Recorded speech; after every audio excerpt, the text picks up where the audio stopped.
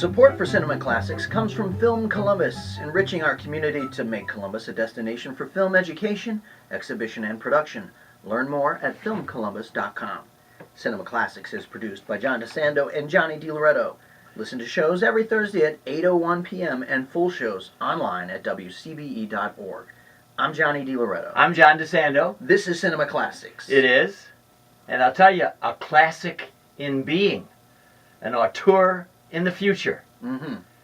Jordan Peele. A classic in being or a classic in the making? Well, or you're saying he's a classic right now? I'm saying he's close.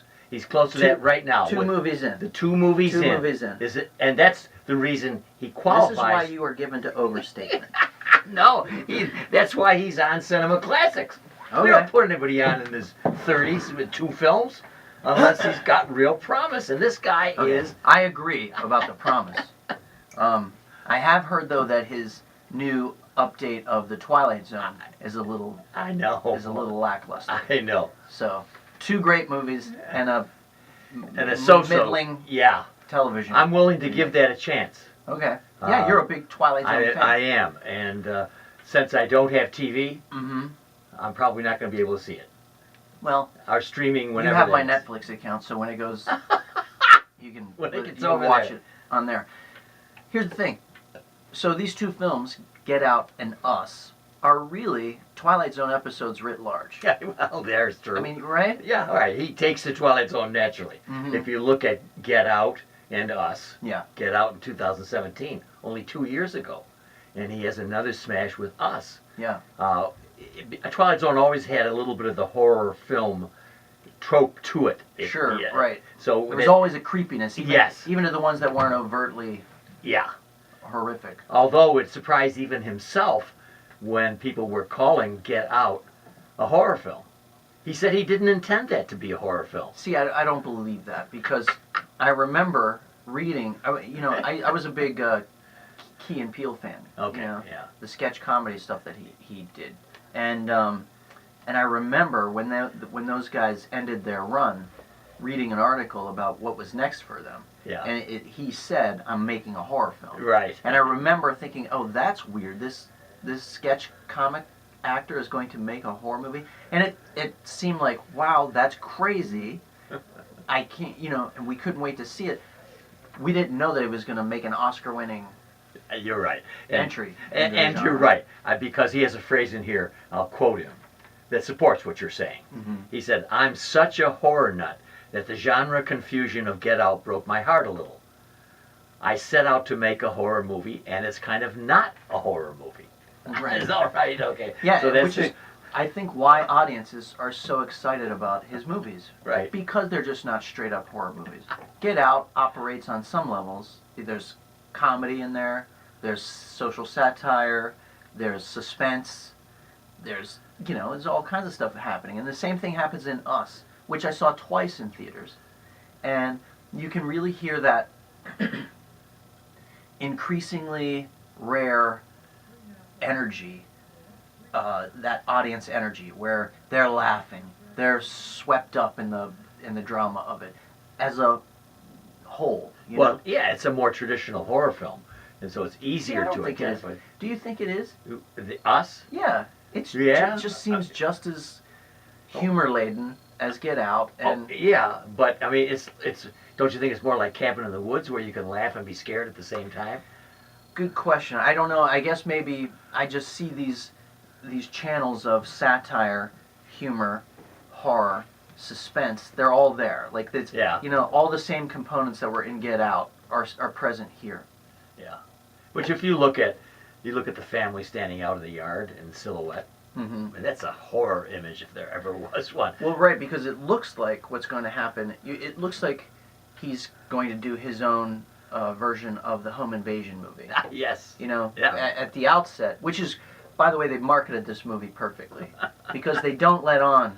You don't really get in the trailers. They never let on about the whole tethered stuff, the whole the sweeping nature of the issue. Right? They only kind of play around with the family's mirrored images. Yeah. So it looks like a twist just on the home invasion movie. It becomes something much more interesting than that. And what, you're talking about the sociological. In the first film, in Get Out, Peele is very interested in the relationship between whites and blacks.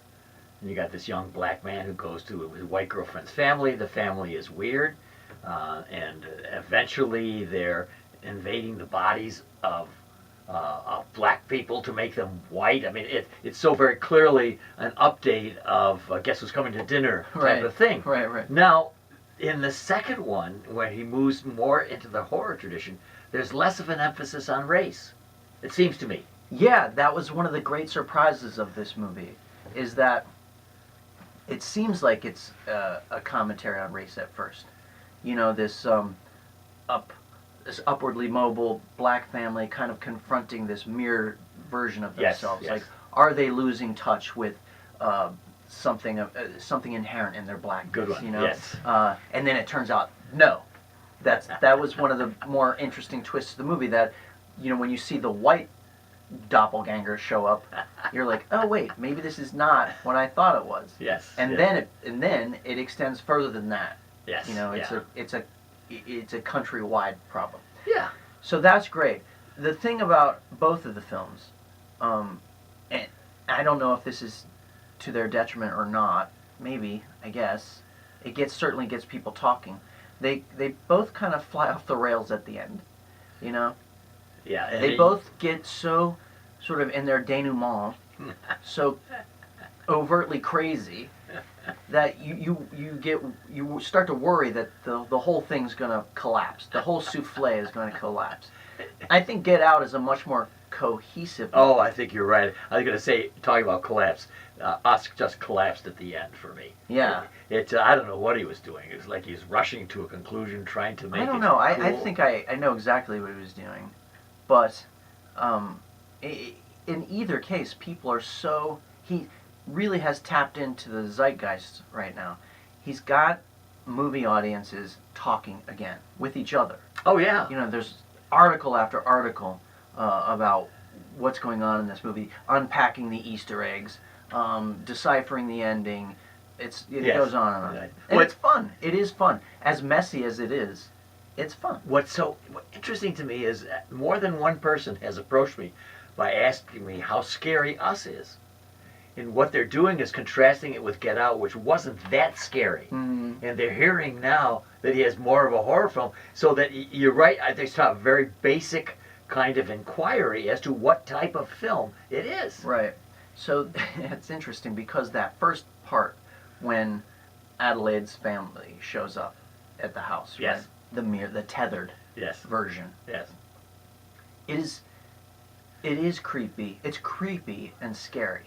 It's creepy and intense. It's intense creepy, let's say that. So it's not, just like we've lost certain versions of the great Hollywood comedy, we don't have movies like Tootsie anymore, or movies like Big even. Mm-hmm. These kind of a little high concept but character driven. That's gone. Uh-huh. I miss that, and I think sometimes in horror we've lost the same thing. And he's doing something a little different, right? Where it's not quite overtly this. I took Franco. We took Franco to see Us, and really, if you think about it, there are only I had to cover his eyes just during that one scene where it gets kind of overtly violent. Yeah. Other than that, Yeah. Well, don't you think that the push in 2020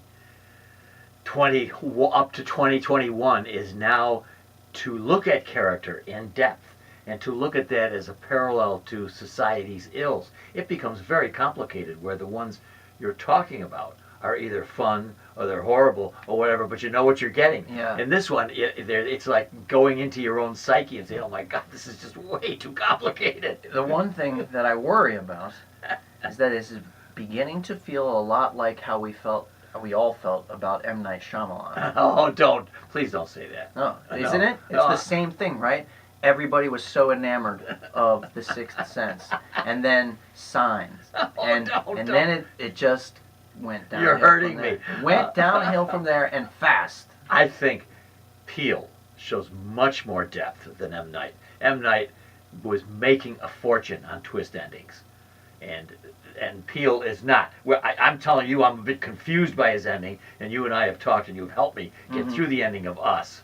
But in the end, it says to me, this guy is really putting out good stuff because it's multi-layered. Right. Where I don't think M. Night Shyamalan. So what I like about the twist ending in Us is that I have two interpretations of it. One is it's a brilliant artistic move that really fits in with the entire overall thematic scheme that I was telling you about. Right. And the other reading is it's idiotic. Yes, that's what I'm saying. It's multi-layered. Yeah, and I like kind of holding that idea in my head. Well, I think we have peeled away the layers of this auteur. Oh, have you been sitting on that for 10 minutes now? It is. You came into this recording session. I'm surprised it's not written down here somewhere. Anyway, I am looking forward to it. I hope sometime to be able to see his TV, Twilight Zone. And I'm looking forward to his next film. Are you? Yeah, of course. All right, good. Okay, and he can come back. What's that? Not unprecedented for cinema classics.